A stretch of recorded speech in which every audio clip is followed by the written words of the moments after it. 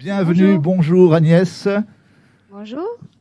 Alors je sais que tu Ça as va? une nuit mouvementée pour nous faire une présentation Ah bah oui, exceptionnelle bien sûr. et que tout le monde Pas de attend soucis, avec Serge. impatience. D'ailleurs, je pense que là aussi, si pour vous réveiller, vous pouvez mettre un petit applaudissement à Agnès parce que voilà, ça a été Merci. un gros engagement de sa part et un gros Ah bah travail oui, de vous préparer. merci. Et je vois que tu as un ami derrière toi, tu feras attention. Ah oui, oui, un âne, Ok, hein. Voilà.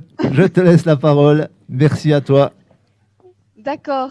Alors, je ne sais pas si Julie est avec nous parce que Julie, elle devait aussi nous rejoindre, Bréchotte, mais peut-être que c'est un peu tôt puisqu'on commence un peu plus tôt que prévu.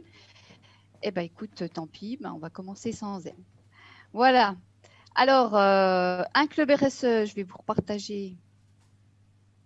Voilà.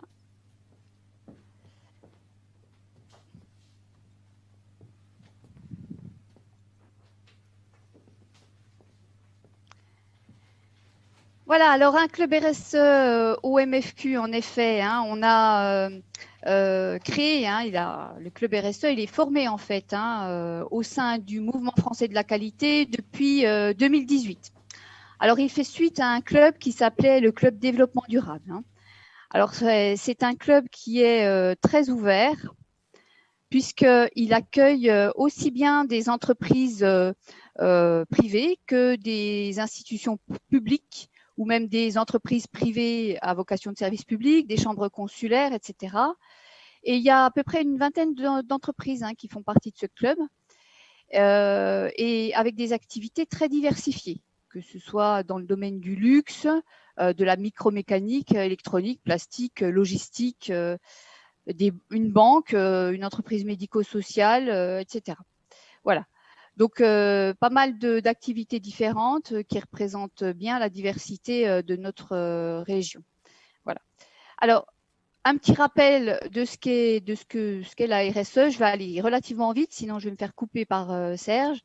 Donc, la RSE, responsabilité sociétale de l'entreprise, on a l'habitude de dire que c'est du développement durable appliqué à l'entreprise, hein. C'est-à-dire qu'on demande à l'entreprise de ne pas tout miser en gros sur le facteur économique, mais aussi de prendre en compte l'environnement et la société. Quand on est une entreprise RSE, on est une entreprise responsable et redevable vis-à-vis de la société, de l'environnement et des parties prenantes. Alors, les parties prenantes, c'est quoi? Ce sont toutes les personnes physiques ou morales qui ont une influence sur l'activité de l'entreprise ou toute personne physique ou morale qui est impactée de manière positive ou négative par l'activité de l'entreprise, hein. Voilà. Alors, quand on initie une démarche RSE, on ne le fait pas n'importe comment, hein. La RSE, elle nous offre une réelle grille de lecture qui oriente nos réflexions, nos décisions, qu'elles soient stratégiques au plus haut niveau ou qu'elles soient même pratico-pratiques. Alors, un élément fort de la RSE, c'est la gouvernance qui est vraiment le pivot hein, de l'organisation.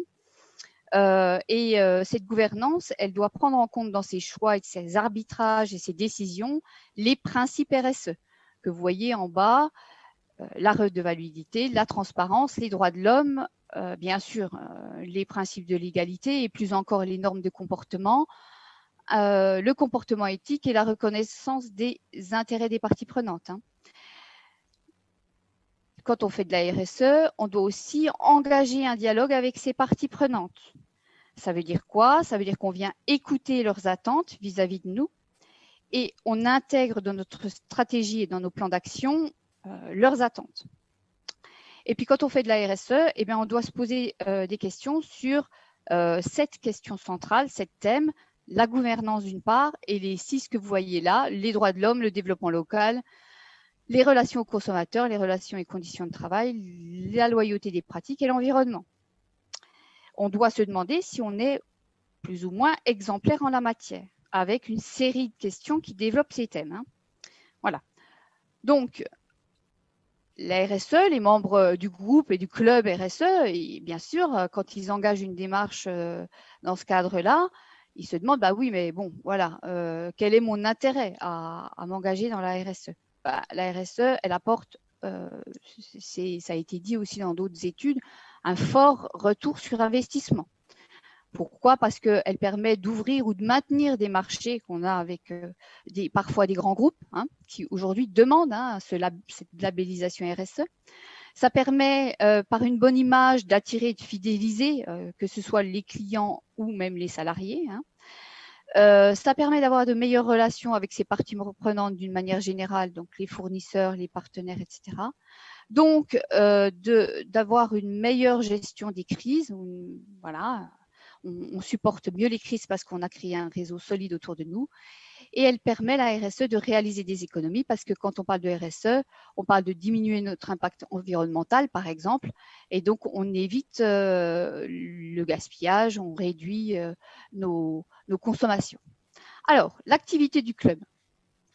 Alors, à l'origine, l'activité du club, qui a commencé 2018-2019, ses premiers chantiers, ça a été d'aider les entreprises volontaires à initier une démarche RSE, à mettre, on va dire, le pied à l'étrier. Alors, en quoi faisant? Déjà, en vulgarisant la RSE. Oui, c'est quoi la RSE? C'est donc de partager une vision commune de ce que peut être une démarche de responsabilité sociétale et de détailler les enjeux. Voilà.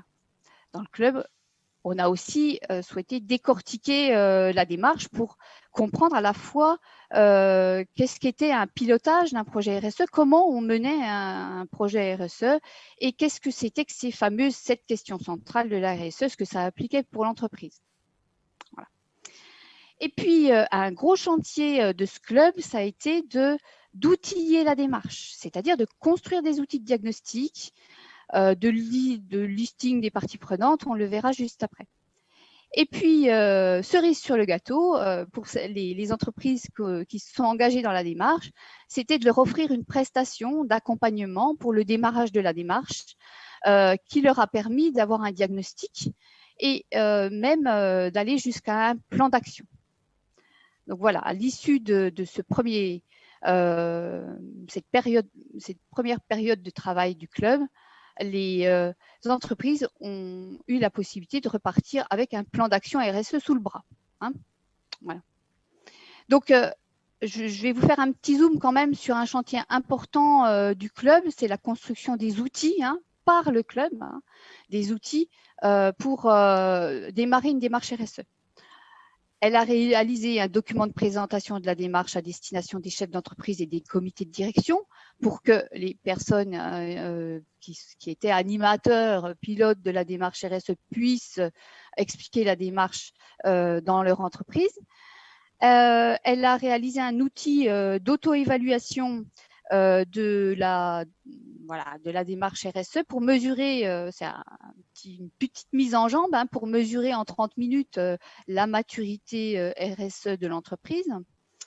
Elle a aussi constitué ce qu'on appelle l'alambic RSE, je vous en parlerai juste un petit peu plus après, qui permet un diagnostic plus poussé pour aboutir à hiérarchiser les priorités d'action de l'entreprise dans son projet d'entreprise RSE.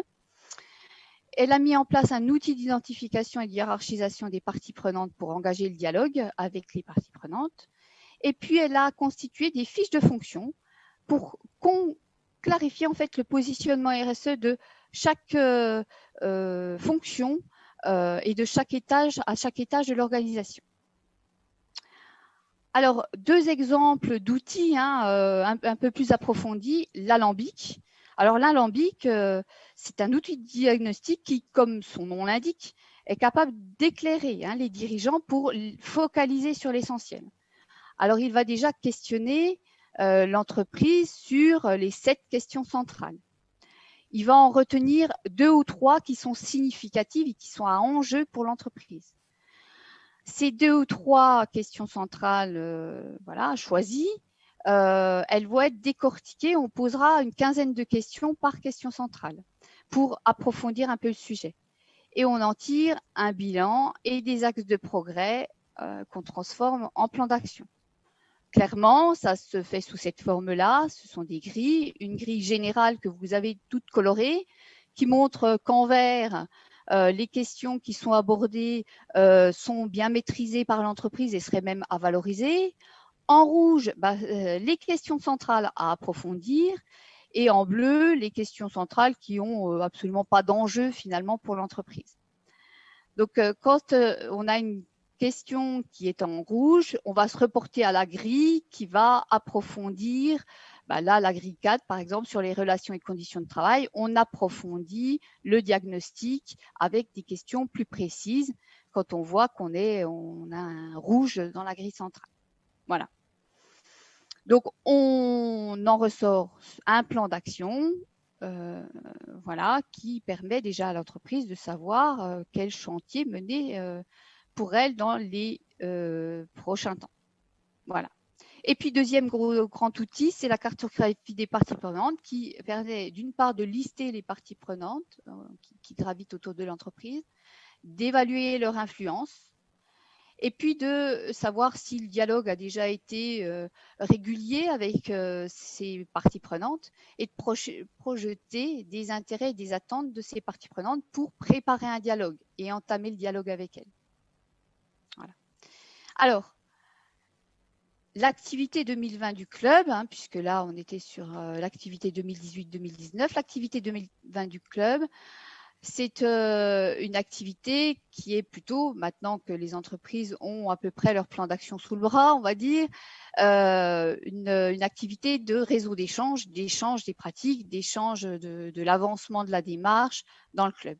Et puis une petite nouveauté en 2020, c'est qu'on a créé un club consultant qui, lui, va plutôt être un centre d'affaires, un centre d'entraide et de centralisation de ressources pour des consultants qui souhaitent s'engager dans l'accompagnement des entreprises sur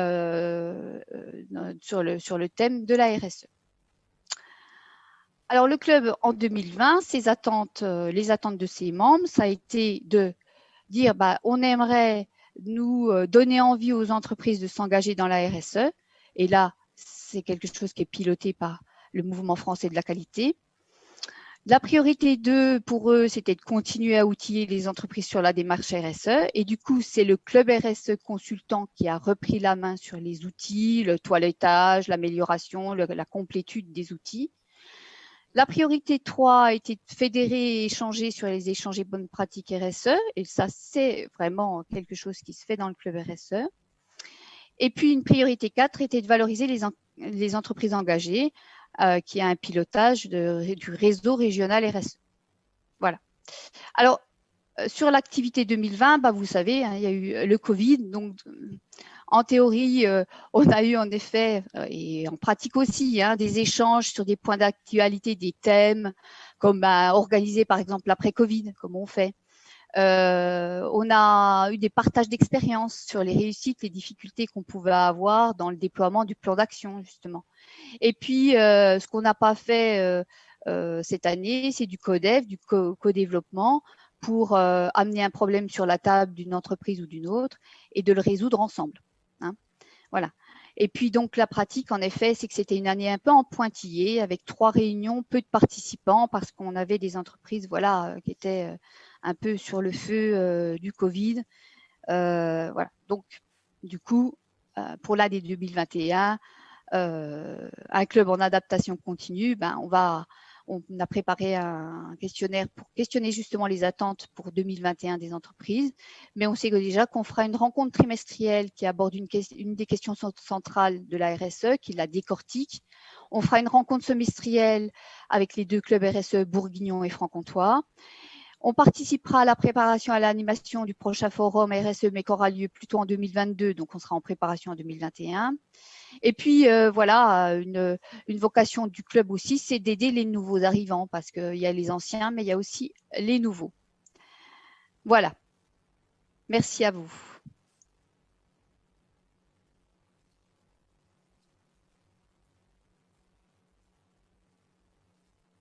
Est-ce qu'il y a des questions? Je ne sais pas si Julie est parmi nous. Merci beaucoup, oui, merci. Agnès, pour cette intervention. Merci Camille. Vraiment, vraiment super riche, et je pense qu'on en sait maintenant suffisamment pour venir travailler avec vous dans ce beau club RSE du MFQ Franche-Comté. Est-ce que vous avez des questions? Est-ce qu'il y a des choses qui se profilent dans la barre de discussion. Si vous avez envie de poser vos questions à Agnès, c'est le moment. Alors, je vois là une question, comment faire pour lire la grille de cartographie, la cartographie des parties prenantes, j'imagine.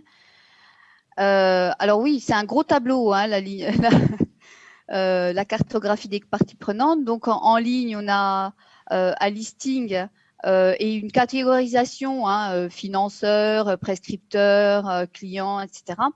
Où on va déjà décortiquer, hein, voilà, les fournisseurs, c'est qui, etc. Quelle influence ils ont sur nous, hein? Si c'est un fournisseur qui est un unique fournisseur, il a une grosse influence, il impacte beaucoup notre activité. Il peut avoir, c'est un risque pour nous aussi parce que s'il disparaît, on n'aura plus d'autres fournisseurs pour faire le taf. Est-ce que c'est se poser la question, est-ce que on a déjà un dialogue avec ce fournisseur et ensuite de voir à peu près, de mesurer les points, hein, qu'on peut discuter avec lui.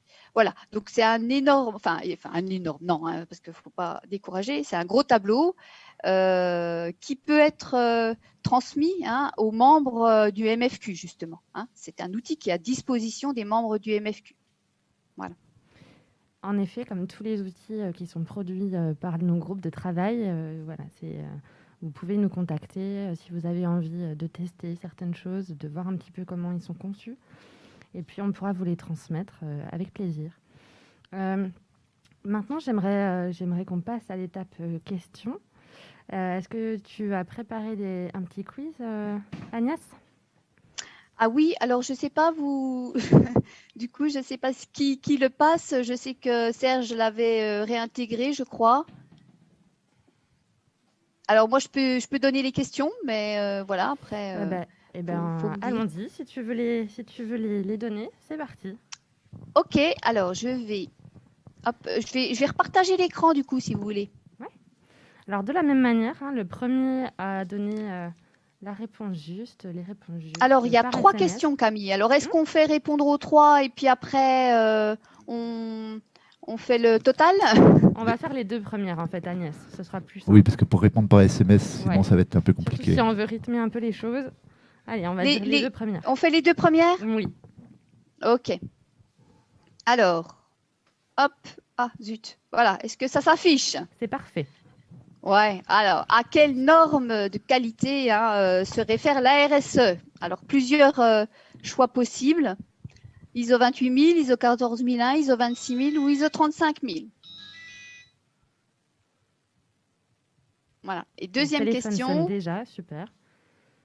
Quand est-ce que le concept de RSE a émergé? En 1935, en 1953, en 1973 ou en 1981?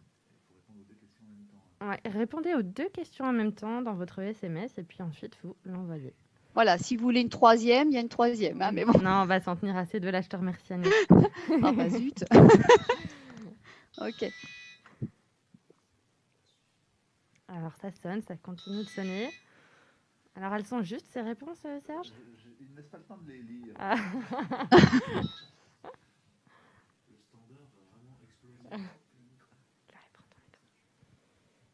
Alors, il faut donner les 2 réponses dans le même SMS pour que... Il faut donner les 2 réponses dans le même SMS pour que ça marche, sinon je ne les prends pas en compte.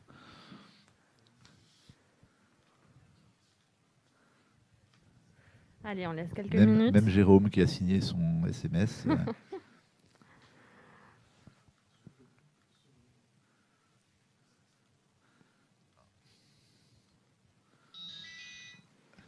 Est-ce la nouvelle bonne réponse qui vient d'arriver? Oh, putain,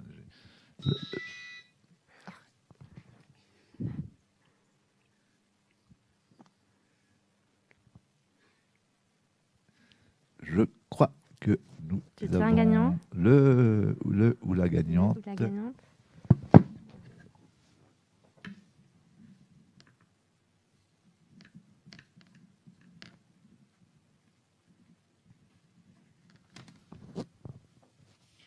Moment de tension. Nous allons tenter de joindre Suspense. le ou la gagnant. Suspense maximal. Oui. 93, 90.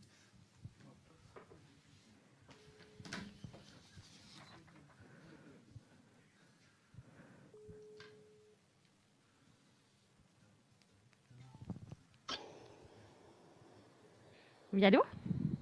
Oui, bonjour. Bonjour. Donc vous êtes en direct dans le marathon de la performance et j'aimerais savoir quelles sont vos réponses pour les deux questions pour lesquelles vous venez d'envoyer un SMS. Ah, j'ai rien envoyé du tout, merci. Au revoir. Bon, bah, c'est une belle erreur de numéro. Alors, Ce sont les joies du direct. Et, la première, c'est bien, il en fallait une. Alors, c'est quoi? Ah, c'est 78. Non, 07. C'est bon.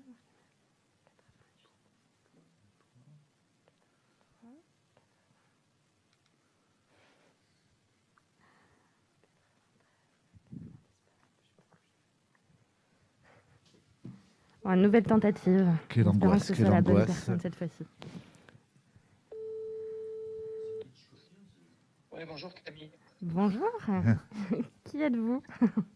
Je suis Christian Paune. Ah, bonjour Christian. Ah, mais oui, je me disais cette voix, mais familière.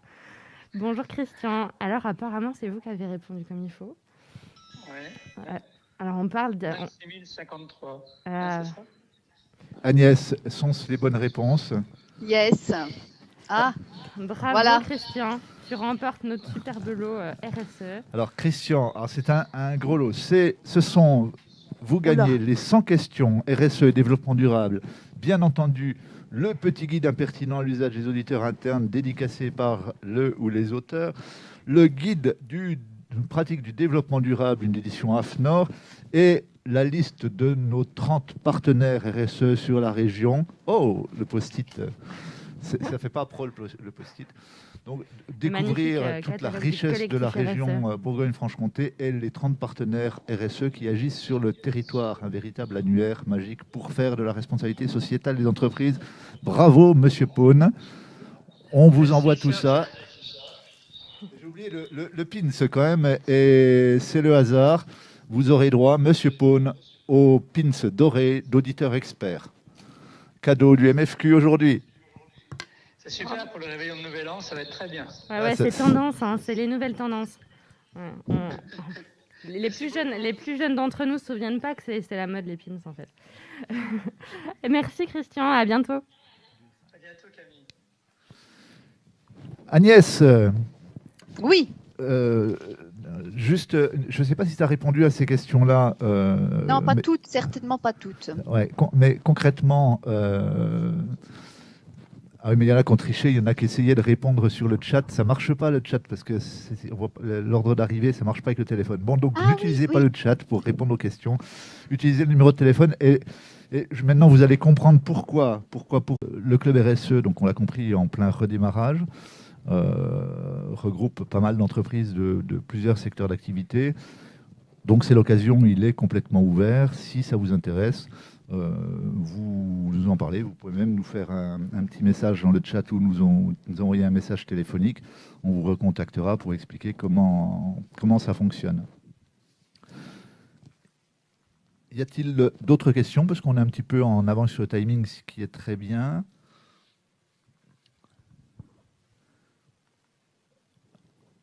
Non. Non. Est-ce que le support de présentation sera disponible? Oui, le support de présentation sera disponible. Alors, comme je vous l'ai dit en introduction, on est